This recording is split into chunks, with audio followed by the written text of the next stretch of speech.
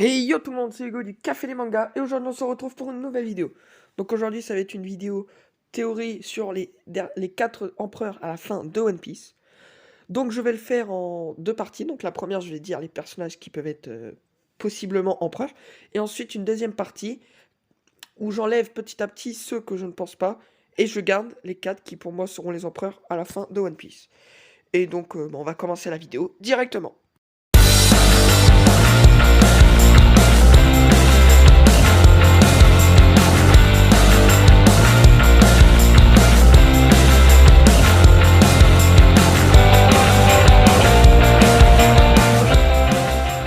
Donc pour commencer les favoris et les candidats pour être empereur, on va commencer par Law, qui est assez intelligent, qui est assez fort grâce à son fruit, et qui a un bon passé, et qui pourrait, pour moi, avec son équipage qui est aussi très intéressant, devenir un empereur. Surtout que il est un allié à Luffy, donc un empereur qui serait allié à Luffy serait aussi assez intéressant. Et ça serait assez stylé à voir Law en empereur.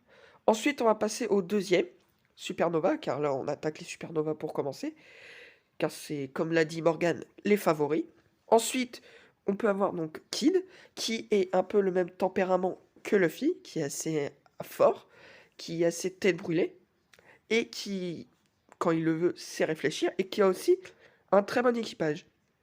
Et je pense aussi que Kid, en tant qu'empereur, peut être aussi très intéressant à voir. Ensuite, le dernier supernova qui pourrait lui aussi devenir empereur serait pour moi Urouge. Car, pour commencer, en termes de puissance, il est l'un des plus forts des supernovas. Aussi, il est assez intelligent, car il est quand même allé lui aussi sur l'île de Big Mom récupérer une copie des rois de Poneglyph, battre un général sucré et repartir de l'île, même en étant blessé, c'est normal, mais il l'a fait tout seul, alors que Luffy avait quand même Capone Béguier en capitaine. En termes de son équipage, on n'en sait pas beaucoup. Je pense pas qu'il ait un équipage très puissant, mais il a bien le physique et le charisme un peu comme Kaido pour être un empereur. Et s'il est empereur, cela pourrait être très intéressant et ferait assez peur aux autres pirates s'il tombe sur lui. Ensuite, on va attaquer les seconds d'empereur qui pourraient pour moi devenir. Donc Marco, qui était le second de Barbe Blanche et qui a le fruit du phénix, qui est très fort, très intelligent, et qui clairement a connu l'ancienne ère et la nouvelle ère, donc peut devenir un empereur et un peu remplacer un peu Barbe Blanche quand il était empereur.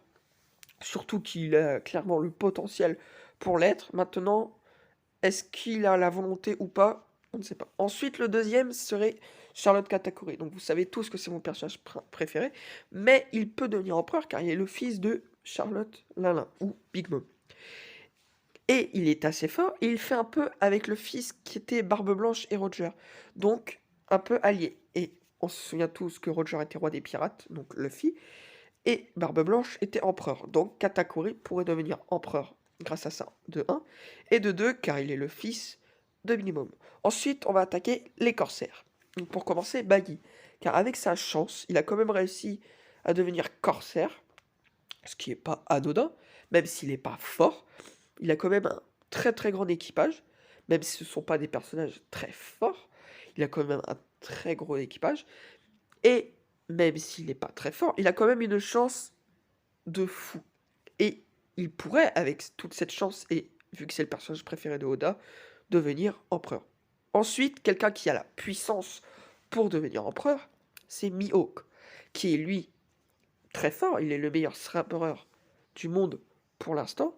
Il est très fort. Il a fait à Marineford ce que peu de monde ont pu faire. Et surtout, son point fort, c'est qu'il a connu aussi l'ancienne ère. Et il est très fort, quoi. Mais il n'a pas d'équipage, à part Peroda, mais c'est juste, on va dire, une compagnon d'aventure.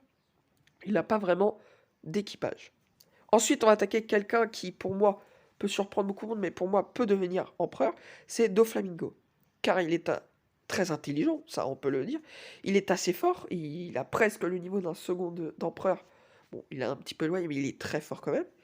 Il est peut-être même en prison en ce moment, mais s'il sort de prison, je pense qu'il peut devenir, car il a un équipage très très bien organisé, et cela peut être très intéressant, un personnage comme ça, en termes d'empereur. Maintenant que nous avons vu les garçons qui peuvent devenir empereurs, nous allons voir les personnages féminins.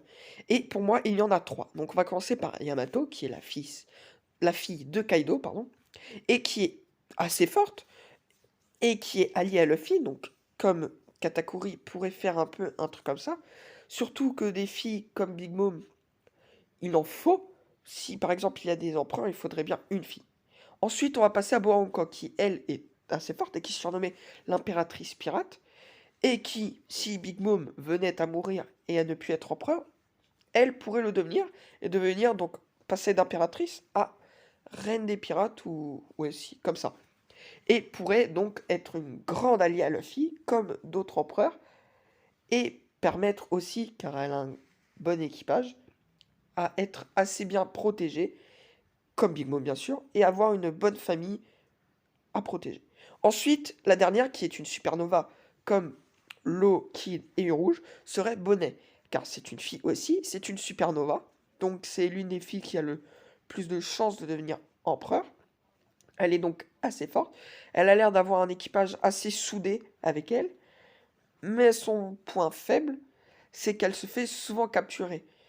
Même Kaido s'il se fait capturer, il est très fort, alors que elle, non. Maintenant que nous avons vu les 11 candidats, je vais faire en plusieurs paliers.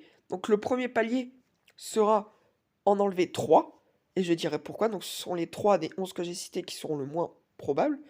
Ensuite, je vais en enlever 4, qui seront après eux aussi ceux que je pense le moins probables. Et donc les 4 derniers, je dirai pourquoi je les ai gardés, et pourquoi, pour moi, ils vont devenir empereurs. Donc les 3 premiers éliminés sont donc Yamato, car, comme je l'ai dit, même si elle est très forte, elle n'a pas d'équipage, ce qui est assez dommage. Et même en termes de puissance, elle en manque un petit peu, même si elle est assez forte, hein. Ça je ne dis pas le contraire. Elle n'a pas d'équipage et elle n'a pas de connaissances en piraterie. Et donc devenir empereur pour elle est juste assez bête. Ensuite, Bonnet, elle, même si elle a un équipage assez intéressant, qui est assez soudé, elle, ce qui lui manque, c'est la puissance. Clairement, c'est pas une empereur qui ferait peur. C'est vraiment, elle est pas forte. À part si elle touche la tête dans la merde. Mais sinon, elle n'est pas forte. Ensuite, Baggy. Même s'il a énormément de chance, il a quand même arrivé corsaire alors qu'il a pas du tout le niveau. C'est parce qu'il a été dans l'équipage de Roger. Mais je ne le vois pas du tout arriver empereur. Même s'il a énormément de chance. Un empereur, c'est vraiment quelqu'un qui fait peur. Qui vraiment peut faire peur à beaucoup de gens alors que lui, il fait pas peur. Maintenant, on va passer aux 4 prochains ennemis qui, eux, même s'ils ont pas mal de choses pour devenir empereur, il leur manque quand même quelque chose pour être empereur. Et donc on va y passer maintenant. Donc en premier nouvel éliminé, j'ai mis Mihawk, car je pense que lui, il veut plus rester dans son coin. Même s'il est très fort, ça on peut pas le nier, qu'il a le niveau d'empereur, il n'a pas d'équipage, et alors qu'un empereur a un équipage, et même il préfère rester solitaire et ne pas avoir trop de responsabilités. Ensuite, j'ai mis Law. Alors pourquoi Law, même s'il a tout pour être un futur empereur, je pense pour moi qu'il va mourir avant la fin de One Piece. Même si je l'aime bien et qu'il pourrait devenir empereur, non, pour moi il mourra à Wano vers la fin pour un sacrifice pour remettre Luffy en vie ou un truc comme ça. Mais je ne pense pas qu'il deviendra empereur. Ensuite, Marco, lui qui a tout aussi pour devenir un futur empereur, je pense qu'il a fait son temps. Et que même s'il est très fort, je pense que la mort de Barbe Blanche l'a trop affecté et préfère rester dans son coin comme il le faisait jusqu'à maintenant. Ensuite, ça a été assez difficile, j'ai hésité entre deux personnages, je le dirai après, mais j'ai mis en éliminé Bo Hancock, car même si c'est une fille qui pourrait devenir empereur, elle manque peut-être un peu de puissance. Même si en termes d'équipage et tout le reste, elle peut devenir empereur, elle manque, elle, clairement de puissance. Et donc, comme vous vous en doutez, les 4 qui pour moi deviendront empereurs seront Katakuri, Kid, Rouge et Doflamingo. Et donc je vais les expliquer maintenant pourquoi eux, pour moi, deviendront empereurs. Donc le personnage qui pour moi était assez serré avec Bo Hancock, c'était Rouge, car j'ai hésité entre les deux parce que elle était une fille et j'aurais bien voulu mettre une fille, même si je pense qu'en fait ce soit Rouge, car comme je l'ai dit plus tôt, il a le charisme et la puissance pour devenir empereur clairement. Et il a un équipage qui est assez protecteur avec lui, car on le voit souvent entouré de son équipage qui est toujours là à le soutenir. Et donc, comme je l'ai dit, hein, il est très charismatique et très puissant. Ensuite, le deuxième qui deviendra empereur, c'est pour moi, est Doflamingo. Car comme je l'ai dit, il a un équipage très bien organisé. Vraiment, un peu comme Kaido, il est vraiment dans la perfection au niveau équipage. En termes de puissance, il a une puissance assez intéressante. Et surtout, même s'il est en prison, je pense qu'il sortira avant la fin et pourra assez facilement devenir empereur car il sait des choses sur l'ancien temps. Et donc, tout simplement. Ensuite, Kid, car, comme je l'ai dit, c'est un supernova. Il est très fort, comme Luffy, même s'il ne deviendra pas roi des pirates comme Luffy le voulait. Bah, comme lui le voulait, pardon. Il sera un peu compensé par... Donc il sera compensé pour devenir un empereur, car tout simplement il le mérite, il a subi plein de choses, il est assez fort, assez intelligent, il est un supernova car il faut des supernovas, car c'est eux, comme l'a dit Morgan, qui seront la relève du nouveau monde. Et donc le dernier qui pour moi est le plus probable à devenir empereur est Katakuri, s'il n'est pas mort ou un truc comme ça, même si je ne pense pas, car il est le fils de Big Mom tout simplement. Il a connu l'ancienne ère et la nouvelle, même s'il est un peu plus âgé que tous ceux que j'ai dit précédemment, il est très fort, il a quand même tenu contre Luffy assez longtemps, et je pense qu'il deviendra encore plus fort avant la fin de One Piece, et il a quand même le charisme pour devenir empereur.